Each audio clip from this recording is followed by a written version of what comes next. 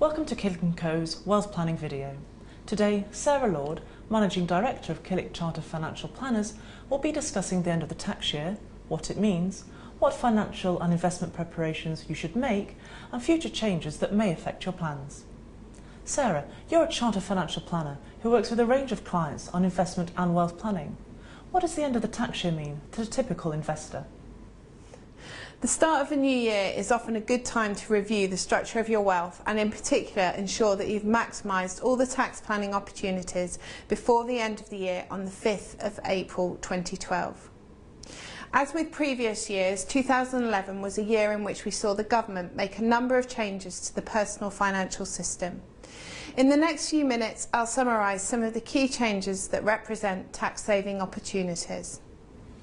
What's the main financial planning item to consider as we approach the end of the tax year? Capital gains tax exemption is the annual tax-free allowance that every individual is entitled to. For the current tax year, set at $10,600 for individuals and $5,300 for most trustees. Therefore, if you lock in any capital gains within your investment portfolio up to this value, you will not be subject to any capital gains tax. If you have gains within your Killik Co account which you have not yet realised, now may be a good time to consider whether you should lock in these gains or to make use of your annual exemption. Your broker will be able to advise you on the best way of making use of your annual capital gains tax allowance. It's also worth noting that in December the government announced that the capital gains exemption will not increase next tax year and therefore remain at the current levels of $10,600 for individuals and $5,300 for most trustees. So you'd recommend using your annual allowance to realise some investment gains without incurring taxation on them? For some investors that might be the right thing to do, but I'd advise discussing it with your broker first. One way to use your annual capital gains tax exemption is to fund this year's ISA allowance if you haven't already done so. The maximum which can be subscribed into a stocks and shares ISA by anyone over the age of 18 in the current tax year is $10,680. Therefore, a married couple is able to invest up to a total of $21,360 in ISAs for the 2011-12 tax year. ISAs are available to all UK residents over the age of 18. Essentially, it's a tax-free fund for life. No income tax nor capital gains tax, and if all your savings are sheltered in ISAs, you don't even need to complete a tax return. Unlike a pension, whereas you don't receive any tax benefit on the way in, any income that you choose to withdraw is completely free from tax, and the capital can be withdrawn without penalty at any time. From next tax year, 6th of April, the ISA allowance is set to increase to $11,280. On the subject of ISAs, can you tell us a little bit about the Junior ISA? Junior ISAs were introduced on the 1st of November 2011 as a replacement for the Child Trust Fund. The Junior ISA provides parents and grandparents with an excellent way of saving for children. In the current tax year, it's possible to pay up to $3,600 into a Junior ISA.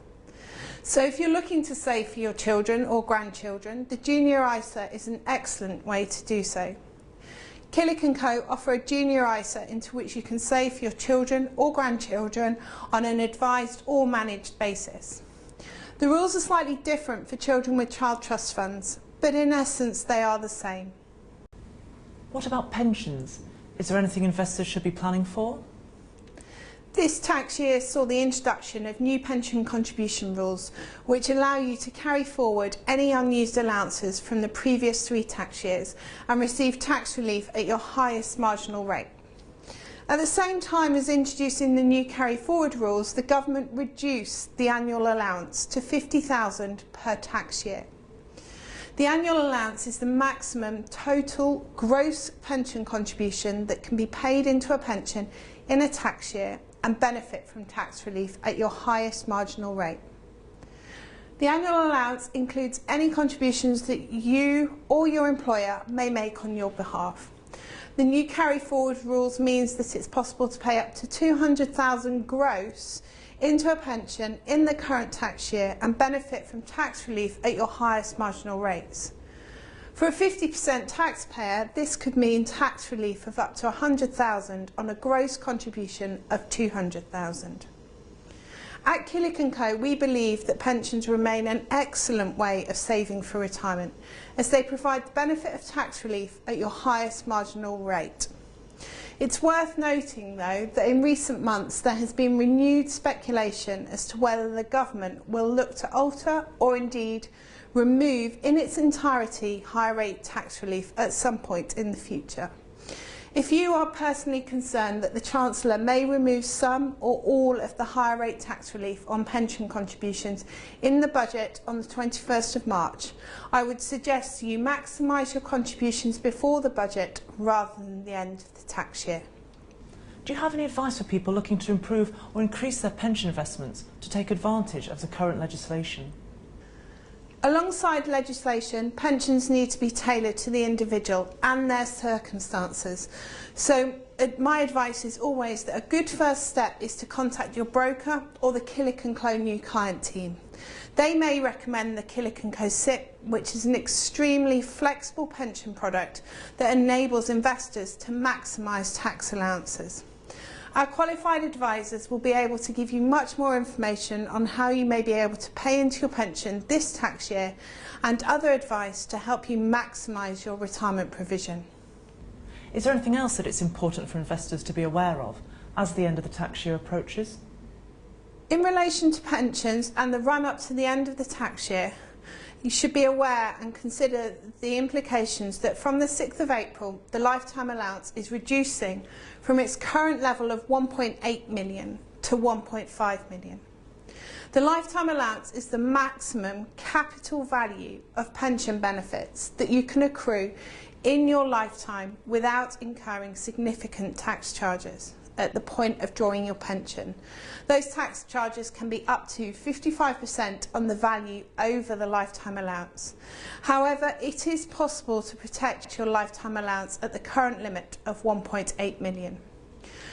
To do so, you need to submit your application for fixed protection to the HMRC by the 5th of April at the absolute latest. Although we are suggesting to clients that the form should be with the HMRC no later than the beginning of March in case there are any queries on the submission.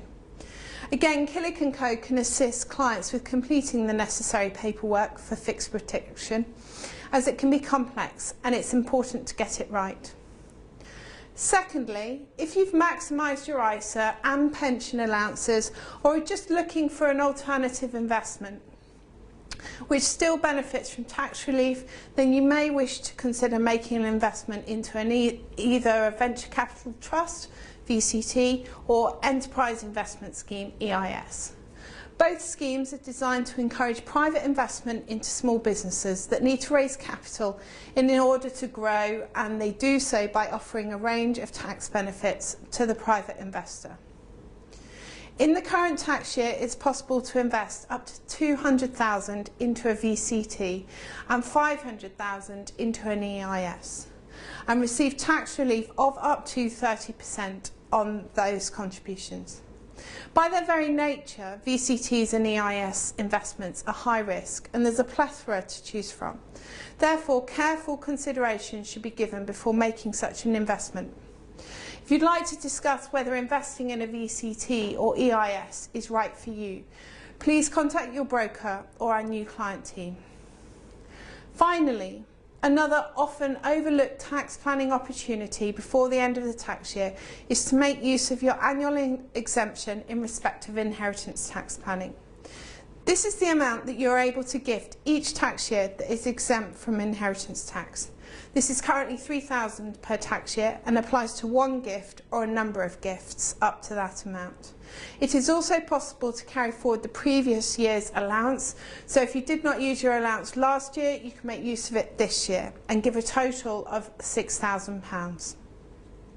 This video has given a brief overview of the tax planning opportunities that exist before the end of the tax year. Should you require further information or wish to discuss your personal financial planning requirements further, please contact your broker, or if you're new to Killik Co, contact us on the details to follow.